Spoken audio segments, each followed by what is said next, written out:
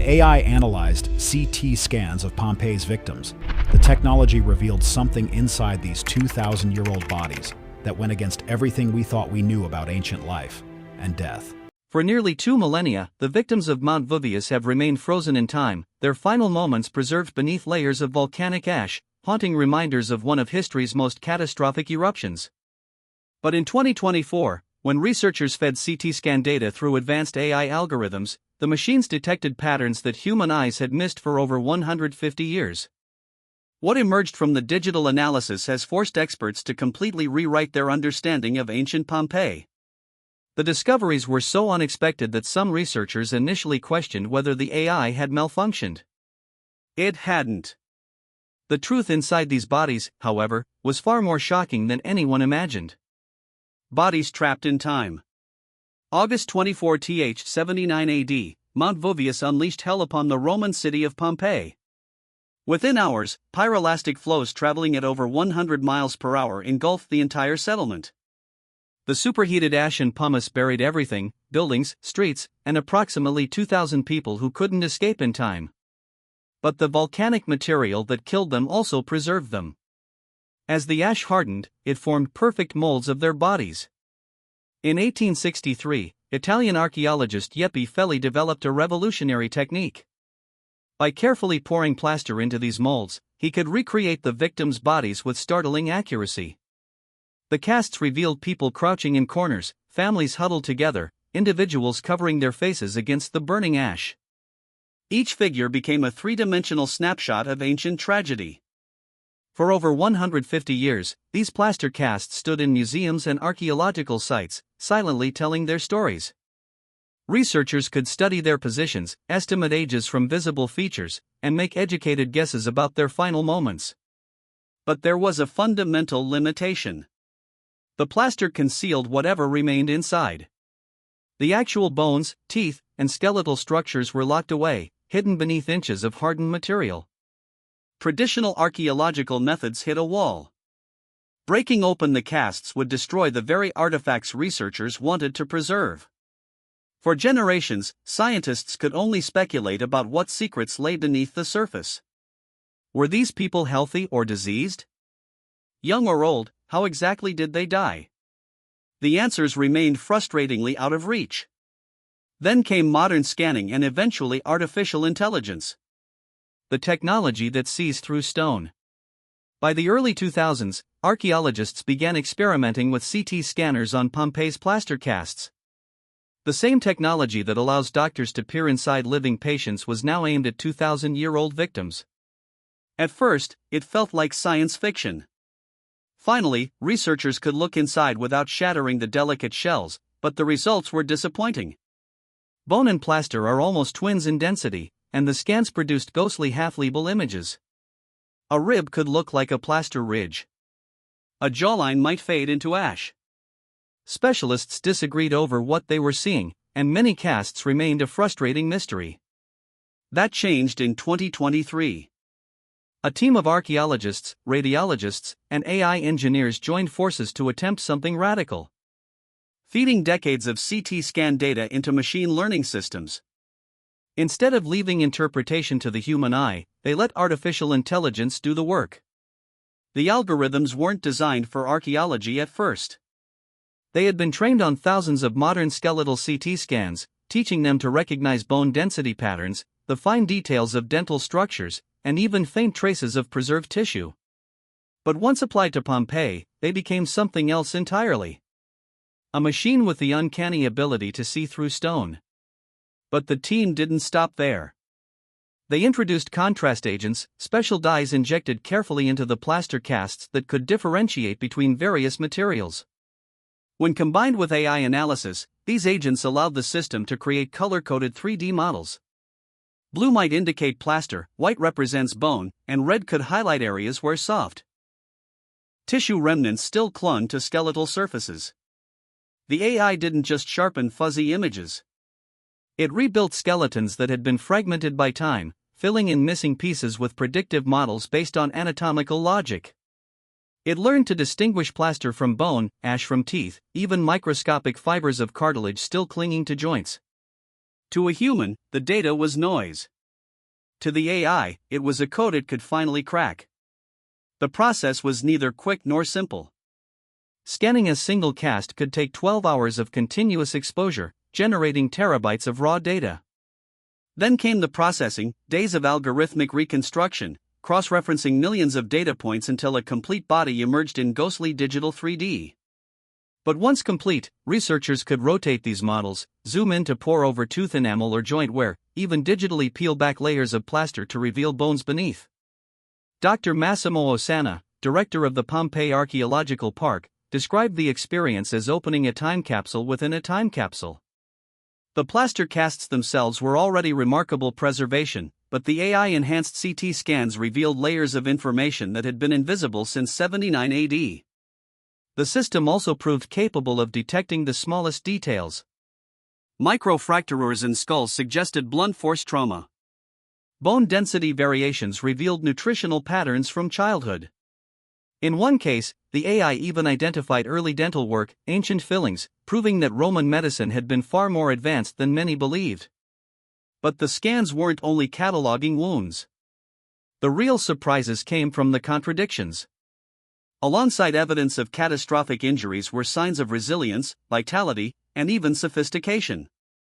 In other words, the AI wasn't just documenting how Pompeii's people died. It was revealing how they had lived.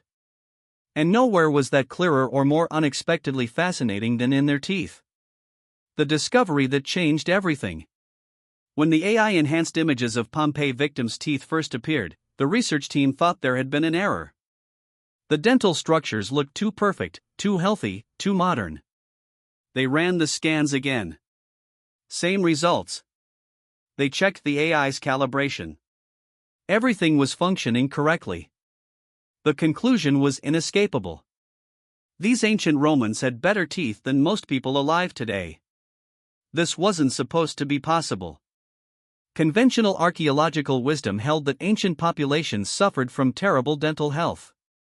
No fluoridated water, no toothpaste, no dental care as we know it. These factors should have resulted in cavities, infections, and tooth loss. Yet, the CT scans showed something completely different. The victims' teeth displayed minimal decay, almost no cavities, and remarkably little wear considering their ages. Some individuals in their 40s and 50s had complete sets of teeth with barely any deterioration. The AI analysis revealed enamel thickness and bone density around tooth roots that exceeded modern averages. In dental terms, these people had championship quality teeth. The question became, how? The answer emerged from cross-referencing the CT scan data with geological surveys of the region and chemical analysis of preserved food. The people of Pompeii had something we don't. A diet naturally rich in fluorine and other minerals, courtesy of Mount Vesuvius itself. The volcanic soil around Pompeii was exceptionally fertile and mineral-rich. Crops grown in this soil absorbed fluorine from the ground, not in toxic amounts, but in quantities ideal for dental health. The local water sources also contain naturally occurring fluorine from volcanic rock filtration. Essentially, the residents of Pompeii had been drinking naturally fluoridated water and eating mineral-rich foods their entire lives without knowing it. Their diet played an equally important role. The ancient Pompeians ate whole grains, fresh vegetables, olive oil, and fish, a Mediterranean diet that's still considered the gold standard for health today. They consumed very little processed sugar because refined sugar didn't exist in ancient Rome. Sweeteners came from honey and fruit, which don't cause the same bacterial growth that leads to cavities. The AI scans also revealed patterns in tooth wear that told stories about individual lives. Some victims showed distinctive wear patterns, suggesting they used their teeth as tools, possibly for weaving or leatherwork. Others had enamel staining that indicated specific dietary habits or occupational exposures. Each tooth became a biographical detail. And yet this fascinating discovery came with an unsettling irony. These were not frail or diseased people. They were healthy, resilient, and strong, which only made the reality of their final moments revealed in later scans far more disturbing than anyone expected. But the teeth were only the beginning. As researchers continued to analyze the AI reconstructions, they realized the technology wasn't just exposing health. It was overturning stories that had been told for more than a century. Rewriting history one scan at a time.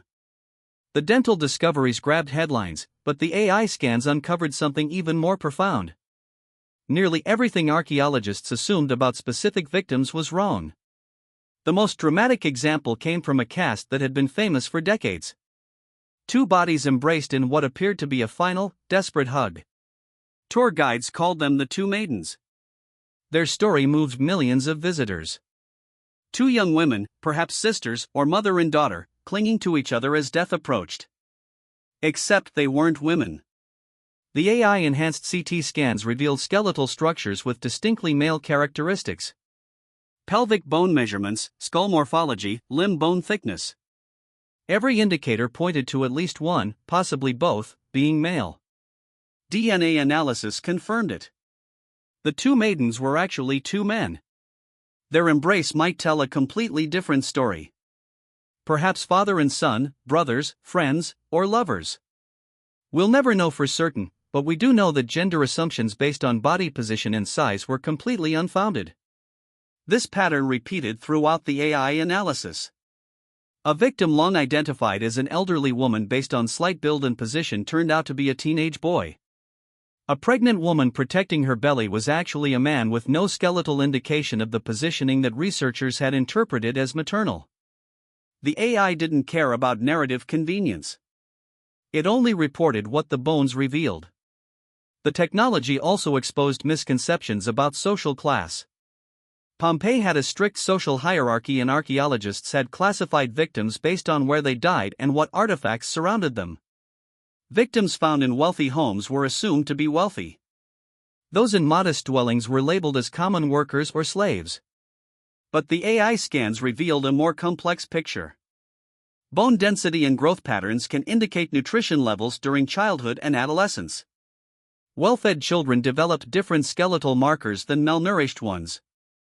Some victims found in servant quarters showed bone development consistent with wealthy upbringings, suggesting they might have been household members caught in the wrong place, or that Pompeii's social structure was more fluid than assumed. Conversely, some individuals found in grand villas showed skeletal markers of childhood malnutrition and hard physical labor. They might have been long-term slaves who'd risen in household status, or they could have been relatives from less privileged branches of wealthy families. The AI couldn't answer these questions definitively, but it proved that location at death didn't necessarily indicate lifetime social standing. Age estimates underwent dramatic revision.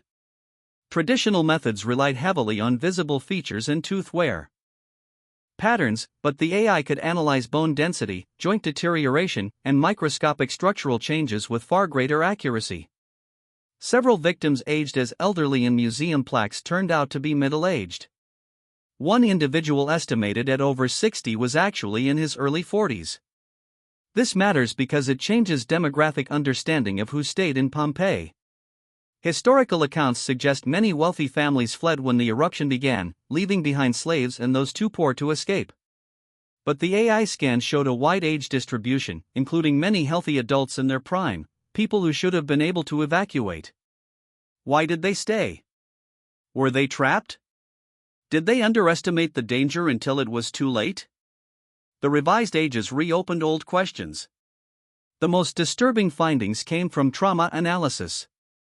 The AI could measure impact angles and force distribution in ways impossible for human observers. Some victims showed defensive injuries, arms raised to protect faces, hands with fractures from trying to shield heads.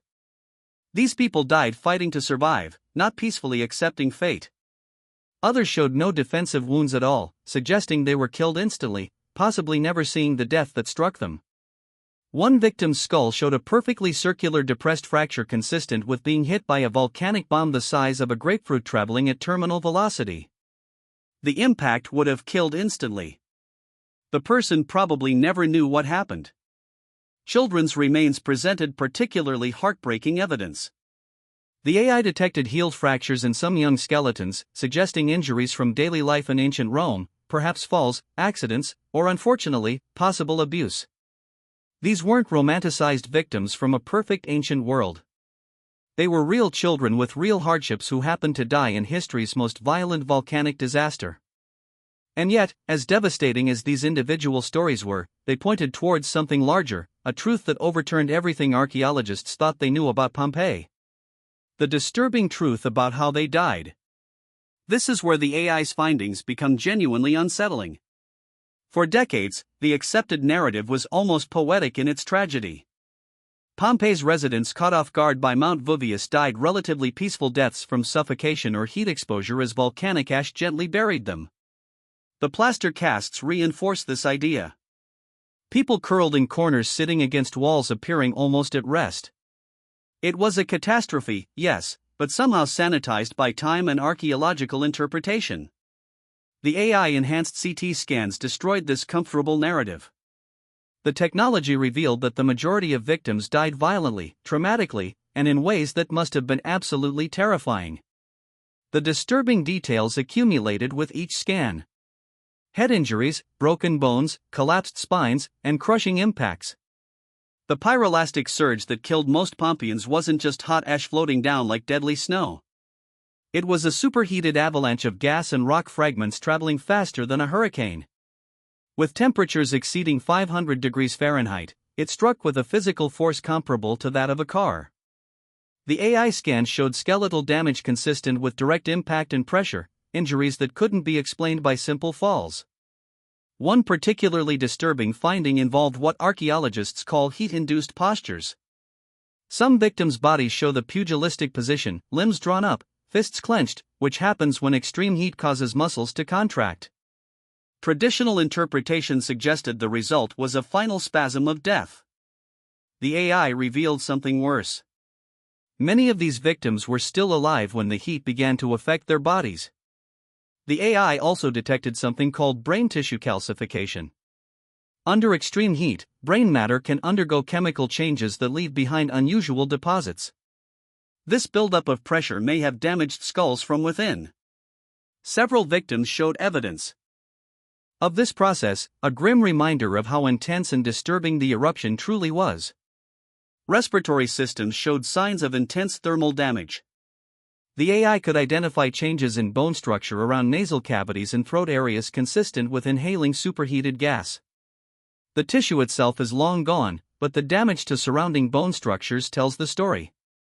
Victims breathed in air hot enough to overwhelm them instantly or within moments. The scans also revealed evidence of what killed first versus what happened after death.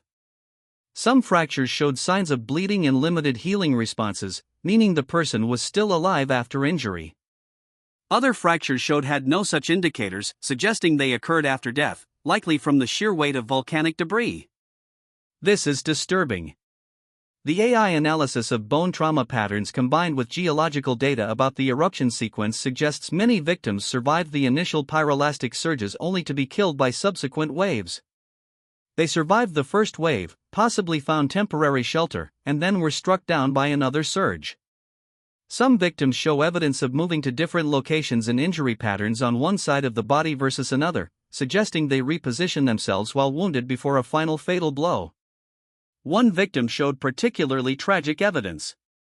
Defensive fractures on both arms, a partially healed rib fracture from days before the eruption, and then massive trauma to the back of the skull. This person was already injured, raised their arms to defend themselves, and was struck from behind. The AI could reconstruct their final moments with horrible clarity.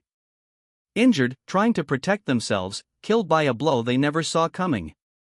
The scans also hinted at severe facial injuries, damage that would have left victims in unimaginable pain. These people weren't quietly preserved. They endured some of history's most violent natural forces. The AI revealed that the peaceful poses of the casts were never the full truth. The comfortable narrative of peaceful preservation was always a modern fantasy. The reality now proven by advanced technology is far darker. What this means for archaeology in US: the Pompeii AI scans represent more than just new discoveries about one ancient city. They mark a fundamental shift in how we study the past.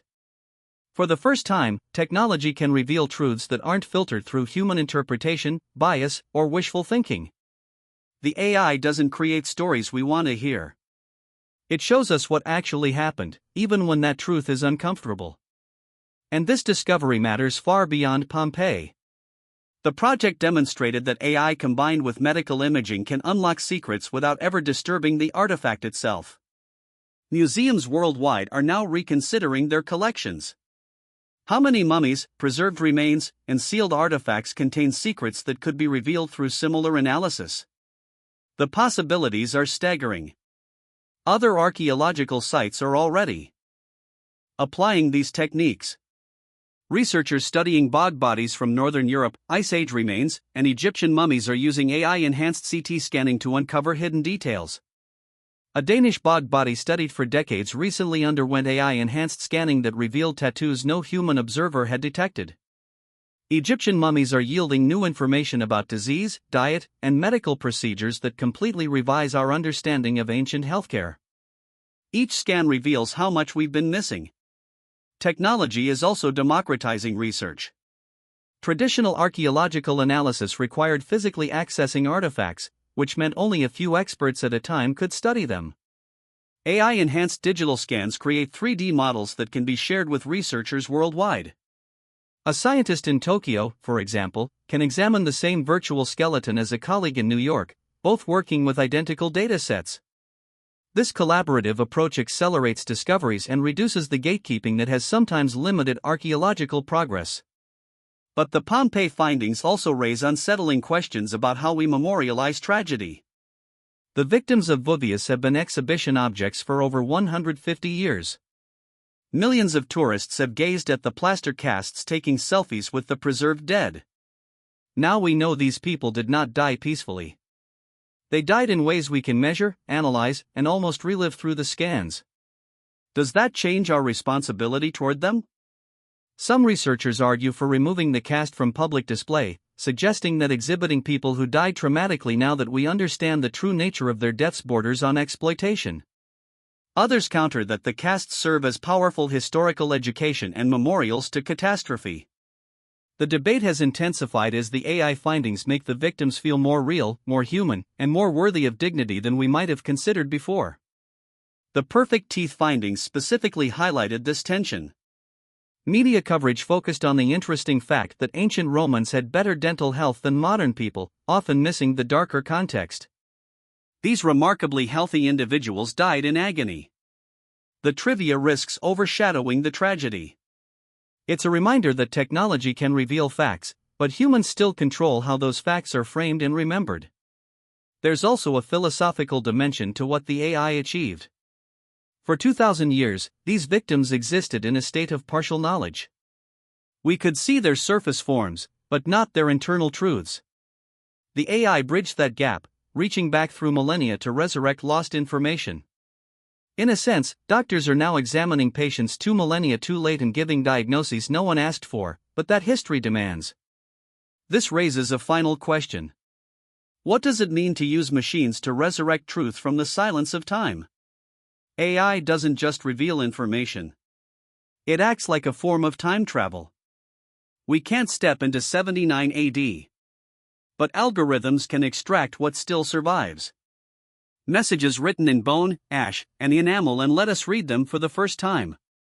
The AI analysis of Pompeii victims' CT scans has done something both remarkable and unsettling. It's forced us to confront the real humans behind the artifacts. The perfect teeth, the violent deaths, and the overturned assumptions about gender and identity. Each discovery strips away another layer of the stories we thought we knew. We believed we understood these people. The AI proved we didn't know them at all. This is disturbing, not because the facts are macabre, though many are, but because it reveals how easily we project our own assumptions onto the past without knowing all of the facts.